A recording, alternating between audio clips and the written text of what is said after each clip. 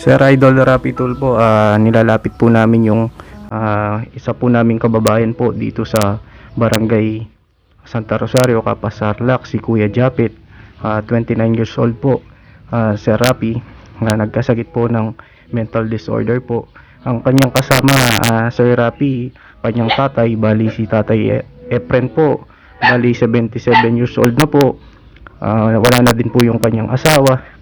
Yung mga kapatid po ni Kuya Japet may asawa na po. Sir Rapi, ito po yung bahay po ni tatay. Nung nakaraan pong bagyo, nawasak po. Bali tumutuloy lang po si Tatay Efren dun po sa kubo na dati pong kulungan ng manok. Ito po si Kuya Japet, Sir Rapi. Sana po mabigyan po ninyo ng kahit ng konting tulong lang po. Nakakawa po si Kuya Japet, Sir Rapi. Nilalapit ko po Sir Rapi. Sana po makita niyo po yung sitwasyon ni Kuya Japet at mabigyan niyo po ng tulong.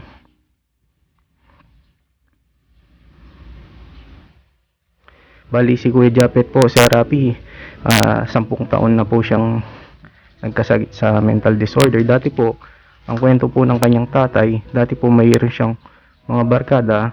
Hindi po alam ng tatay niya kung ano po yung nangyari, kung meron po silang pinainom kay Kuya Japet, kaya po nagkaganito. Ayun po yung bahay nila, Sir Rapi, dun po sa kubo.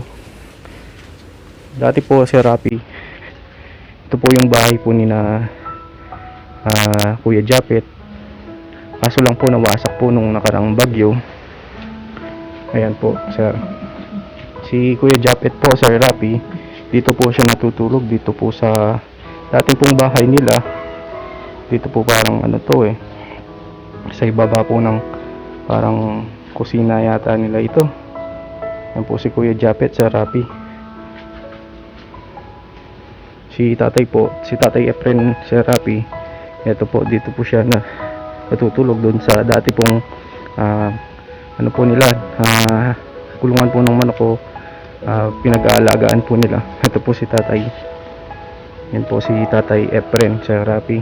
Po, mabigyan po ninyo ng ito po si tatay. Ito po yung kulungan ng manok. Bali dati po kasing kulungan ng manok to, Sir Rapi. Ito po yung dito po yung tulugan ni Tatay Efren. Kaso lang po ayaw naman pong matulog ni anak po ni tatay dito sa loob. Pinapatulog niya po dito, ayaw naman po.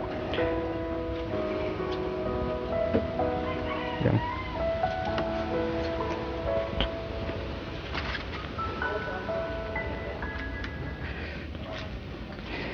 Sir Rapi, sana po mabigyan niyo po ng tulong si Kuya Japet para mapatignan po, para kahit papaano si tatay